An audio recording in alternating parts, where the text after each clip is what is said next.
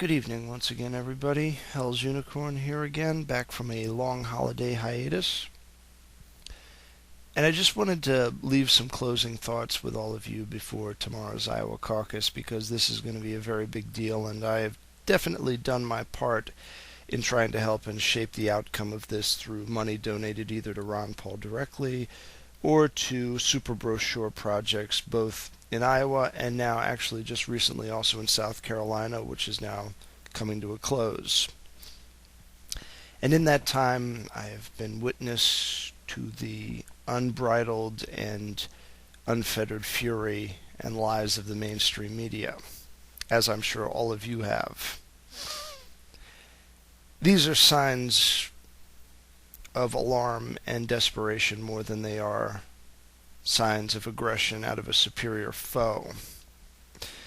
But to understand what I mean by that, you have to really look at the nature of things as they stand right now, and I'm speaking more in broad macro-cultural terms rather than just simply in political terms. There is currently a cultural shift going on in this country, a very real one and a very substantial one, I might add. And the current established powers fear this particular cultural trend because it's one where they are rendered obsolete. If you look at the way news is disseminated nowadays, there is an ongoing war between establishment media and independent media. And amongst the people that are consumers of one form of media or another, there is a question. Do we as a nation wish to spread freedom around the world while our own freedoms here at home are suppressed? And indeed, should we even look to the media itself as a primary cause of our loss of freedom here in this country? This is a bold claim that not many are really willing to make. My purposes in starting the opposition research series, which I'm sure I'll be getting back to at some point in the near future once I've reoriented myself after the caucus election, is a telling effort at displaying not only how wrong the media gets things, but how, in many respects, they play, if not the most, then definitely the second most integral part in destroying the cultural and political freedoms that we possess. Indeed, our individual liberty is at the mercy of their whims because they control how information is presented. They, to a large extent, control what information actually gets out. Because remember, in mainstream media news, it's not what they tell you, it's what they don't tell you. The advent of the internet and the advent of the independent media has dealt a very significant blow to this power, but for many, this power still exists. There are people that are not yet tech-savvy enough to actually surf the net and make up their own minds. They are dependent on people in that thought-killing device known as a television set, and they go there to look for other people to think for them. Literally, that's what's going on. Television in general is being in a sort of vegetated state where you don't have to do any critical thinking. And in my constant attempts at trying to disseminate news coverage on television, I find myself arguing with the television set while knowing full well that the people that are disseminating news in those various channels cannot hear me. And I actually found myself puzzling over this, even though this is something that I've done for a long time and something that annoys my parents because it annoys their peace and quiet whenever I'm over with them on Sunday and somebody happens to turn on the news and I contradict everything that the anchor says, or the pundit in this particular case. When you unplug yourself from that passive mode of viewership, you can't really go back into it without a lot of built-in resistance. And indeed, that resistance is a sign of a person actually dealing in reality. A person who deals in reality does not simply take verbatim what a person on a news station says. A person dealing in reality will fact check that reporter. A person dealing in reality will investigate the relationships that that reporter has and the relationships that the producers and the owners of that network have, and come to a determination of why it is that story A was covered in this way, story B was covered in a different way, and why story C, which they saw on the internet, is not getting any airplay. Remember something. Despite the fantastical nature of these news networks, all of the expensive gimmicks and special effects, you're dealing with human beings. And human beings, if nothing else, if experience serves us well, and our powers to perceive it, are prone to many things, and one of them is lying. And I dare say that that holds true not only in the case of the media, but especially so with them, because they're in a position to do so and not necessarily have any opposition in the process. Remember, the television set is built for a captive audience, an audience that doesn't have a means to respond even if they had a will to. The internet is largely a different bag of cats. People can come on here, they can interact, they can comment, they can become part of the discussion.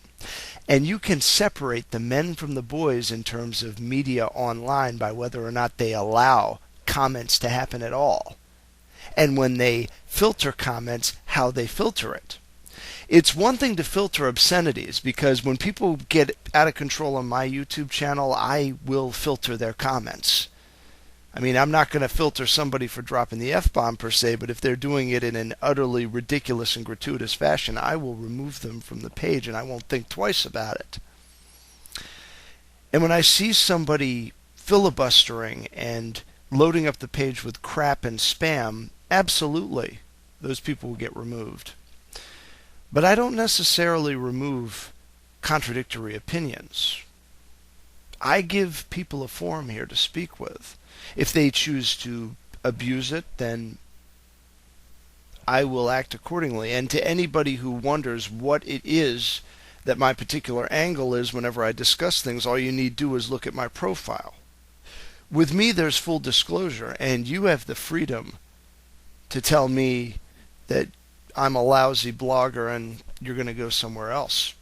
No skin off my nose. I mean, I'm not making any money off this channel yet, and if I was making money off the advertising, it would be very minuscule. We're talking maybe 10 or 15 bucks a month.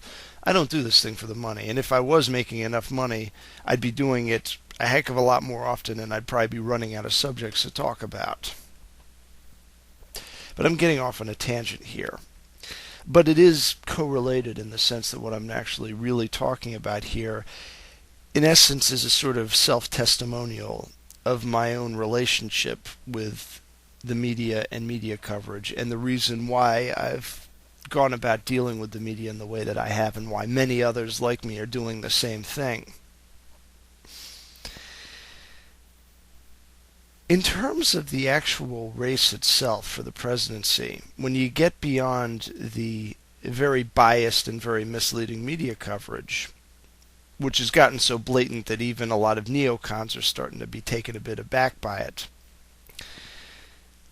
you're dealing with a revolving door of very interchangeable people. I mean, I've done a fair bit of online research on Mitt Romney and Rick Santorum and Newt Gingrich. These people don't debate each other. They nitpick each other. And they nitpick each other in probably the most hypocritical fashion possible. People get all bent out of shape that the term serial hypocrisy was used in a Ron Paul ad. And the reason why they get bent out of shape about it is because it's true. It's not just true of Newt Gingrich, it's true of the entire rest of the crowd.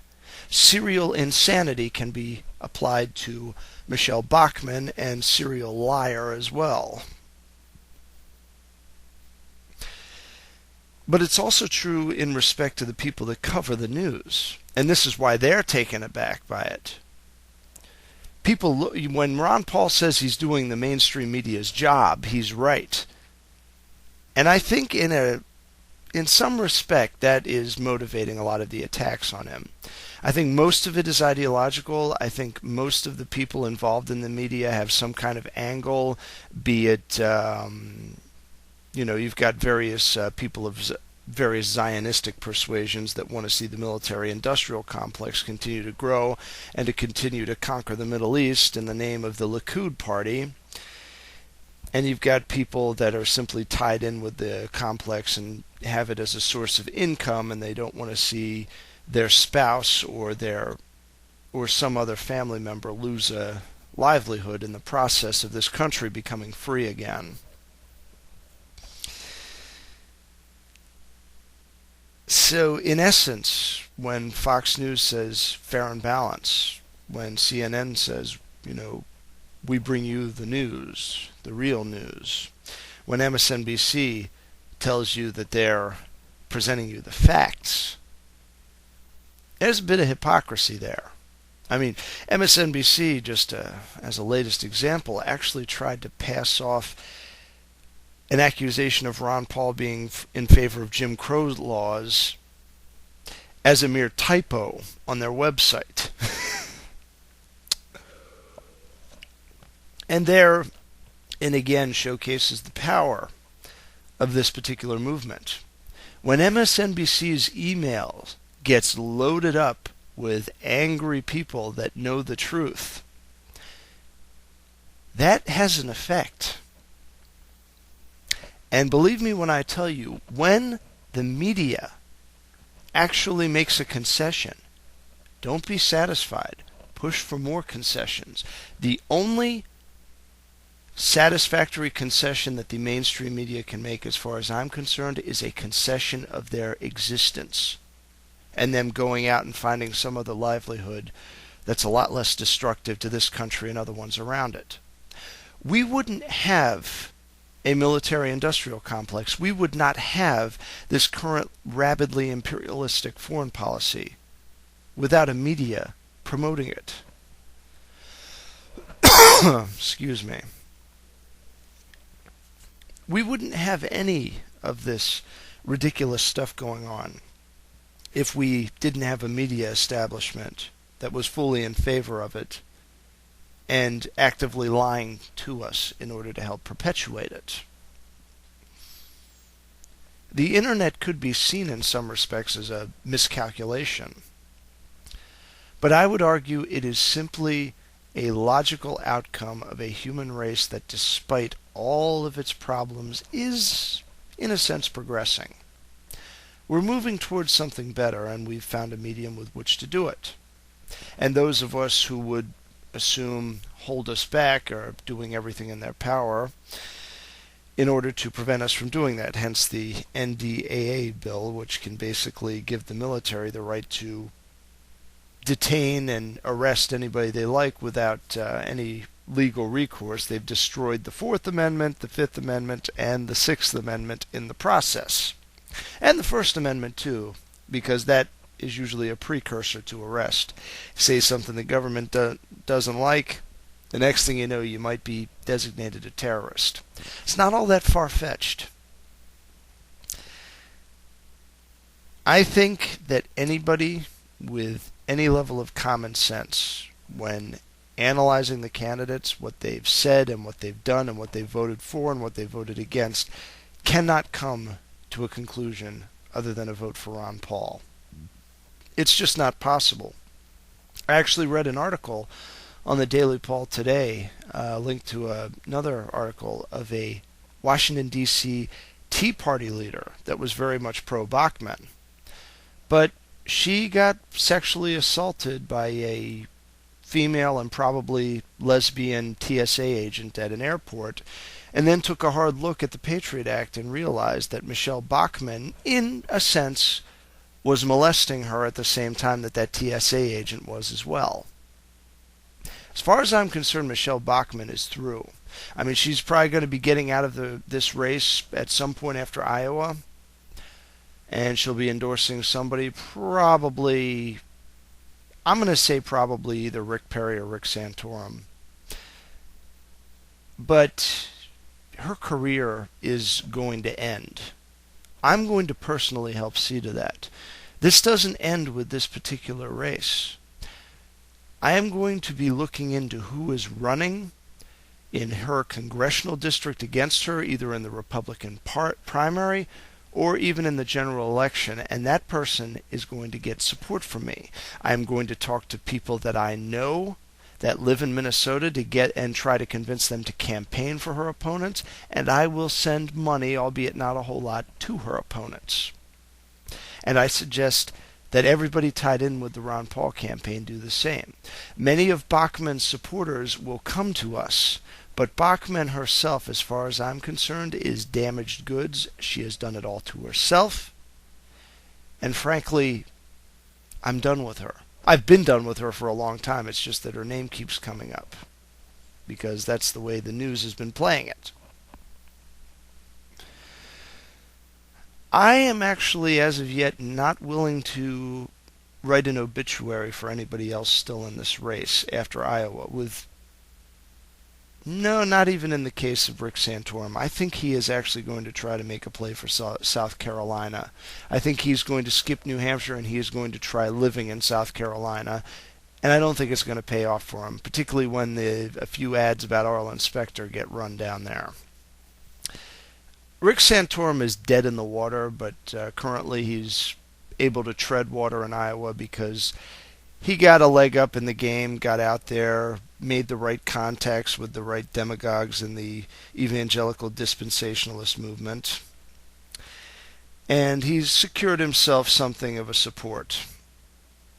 I don't know to what extent the support will go. Polls can be deceiving, especially when polls only target one group of a number of potential caucus goers. Iowa technically has an open caucus because you can re-register as a Republican simply right when you walk in. And this is also not taking into account the blue Republican factor. The only poll attempting to take that into account is the public policy poll, where it does take in a number of independent and Democrats who may well be blue Republicans who re-registered several months ago. I think that it is possible that Santorum might be damaged by some ads that are being run in Iowa by Rick Perry and also by Rand Paul's jabs at him the past couple of days. I think that Rick Santorum is way too vulnerable to get much beyond where he is right now, and he definitely does not have the money in order to pull it off. He has evangelical backers, which is kind of ironic when you consider that he's basically a Jesuit plant. But Rick Santorum's evangelical supporters don't have a heck of a lot of money, not compared to the ones that Rick Perry has back in Texas. Those people have money. And I wouldn't discount the possibility of Rick Perry pulling off a surprise and coming in a third place, and Santorum falling back into the lower teens, maybe even 11 or 10%. And I would argue that it is possible that despite all this hype about Santorum surging, that he may come in fifth place, albeit a not very distant fifth place. I could see Gingrich holding on to enough of his support base to make a 12% showing, which could potentially be ahead of Santorum if Santorum has a significant drop from the attacks that he's been hit with. And I think it's also very possible that with all of the money that Rick Perry has invested in here in Iowa, that he might have the potential to pull off an upset third place. I don't know how much good that does him. He is basically dead in the water in New Hampshire. He's going to have to go with a southern strategy. But, to what end? It's all the money in the world cannot buy back the amount of damage that I think Perry has done to himself, as opposed to Mitt Romney, who has played it so safe that he can't crack beyond a certain percentage of the Republican Party because he's not taking any risks. He's relying completely on people that have endorsed him and on money being spent by super PACs that are not affiliated with him. He has lackeys to whom he can claim total deniability to, and that's how he does things. It's sleazy, but in a sense, it has worked in the case of Gingrich. However, I would like to add one more wrinkle to this particular factor within the race. Newt Gingrich is not one to lay down and die when somebody's attacking him, particularly when they do it in a similar fashion to the way that he does it to others, i.e. the underhanded approach, which Romney has done. I would not be surprised if Newt Gingrich launches both barrels right at Romney in New Hampshire. And it is possible, though I will admit it is very unlikely, it is possible that in addition to sinking himself, Newt might take Mitt down with him. You know, money can buy you only so much, particularly in this state of the game where people are actually interested in truth for a change, or enough of them are to make all the difference. And all the money in the world did not buy Romney the election the last time around. He's got a commanding lead in New Hampshire. He's been living there, just like John Huntsman's been living there. And Huntsman, for all intents and purposes, is a joke. I had a small measure of not support, but just sympathy for him because he said some things that sounded good. But given the ad campaign that he's been running like crazy, particularly his attacks on Ron Paul, it's not going to cut it. You don't attack a man like Ron Paul that viciously on issues that you yourself claim to agree with him on. Basically, all of the rest of the Republicans are chicken hawks, but John Huntsman is a hypocritical chicken hawk. Iraq and Afghanistan bad, Iran good. That's his approach to warmongering. He understands that Iraq and Afghanistan are obsolete, but he still wants to try to push for Iran, either to cozy up to the party elites or just because he thinks that it's a good niche for him to get into so that he can score some delegates. And he might pull in a delegate or two in New Hampshire. It's not out of the question. I think in some respects the person to beat here is Romney. However, there is a method to the madness that's going on here, and I think a lot of it actually has to do with Ron Paul. The media has resorted to trying to marginalize him by underestimating him. And that could prove to be a big mistake, depending, of course, on whether or not they can depress his voters with all of this naysaying. But when I look at those really effective attack ads that Ron Paul started off with, which in a sense you could argue incited Mitt Romney and that super PAC into taking the route that they've taken, I see the possibility of a form of feint attack, feint being spelled Feint, on the part of Paul, where he has, in a sense, begun to play all of the other players off on each other. And they may, if they go too far with this, they may end up destroying each other. Paul is engaging in the fight, but he's very calculated in who he attacks.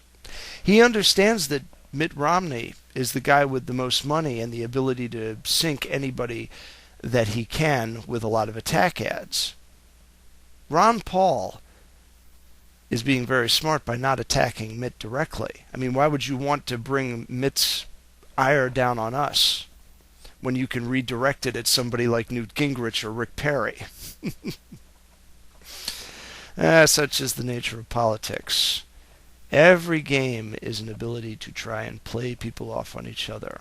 The sad reality is that this is the way that things have to be, because this is the point we've come to. You have to be calculated in order to win, even if you're fighting for a good cause.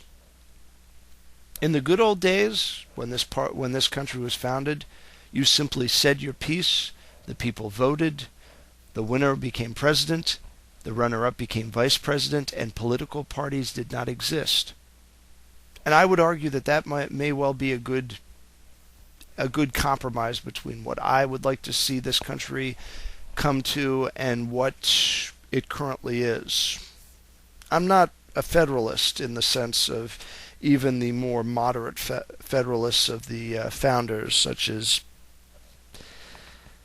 John Adams and James Madison.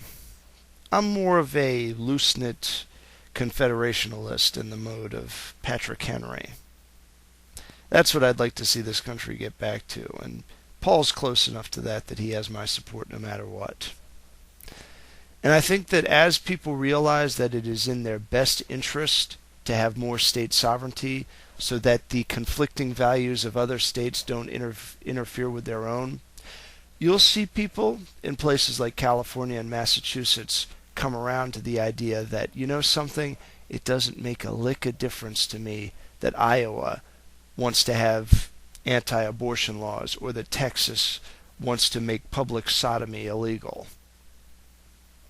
If you don't like Texas's laws, you can go someplace else. That's the one good and proper role of the federal government, is to make sure that travel between states is not restricted, and to make sure that all commerce between states is regular. However, within individual communities, the greater the liberty and the sovereignty, the greater chance of a sort of separating of the wheat and the chaff, so to speak, to the point where you have people that live in a sort of cultural equilibrium, where others in other areas are respected, and at the same time there is a non-interventionist attitude in terms of various communities. One would argue in a sense that maybe I'm kind of wandering into a little bit of the utopian view of the world that Karl Marx had, but I think there's a clear methodology to making a better world, and that's the kind of world that I would like to see. A world where people are able to communicate with each other via mass media like the internet, but are more willing to go over and spend some time with their neighbors, which is something we've definitely gotten away from. It's kind of odd that a lot of people know people in other countries via the internet, but they've never actually spoken to the people they live right next door to. In many respects, that's what Ron Paul represents. Love all the people, all the friends and acquaintances that you make throughout the world, but cherish those that are closest to you. Anyhow, this was basically just a stream of consciousness reflection on the way things are going. I'm hopeful that Ron Paul pulls it out in Iowa. I will be happy with a second place finish or a very close third place finish, but I am particularly hopeful because of the momentum that it would provide that he actually pulls out a victory. I don't think it'll be a huge victory. We're talking at the most maybe 3 to 4 points, depending on how many blue Republicans and independents turn out. Turnout is probably a key to the whole thing. But nevertheless, whatever the case, the battle goes on, because this doesn't begin and end with this election or any previous election. This is just one more incremental step in a push towards a better world. Until next time, with prudence to myself and benevolence to all of you, good evening.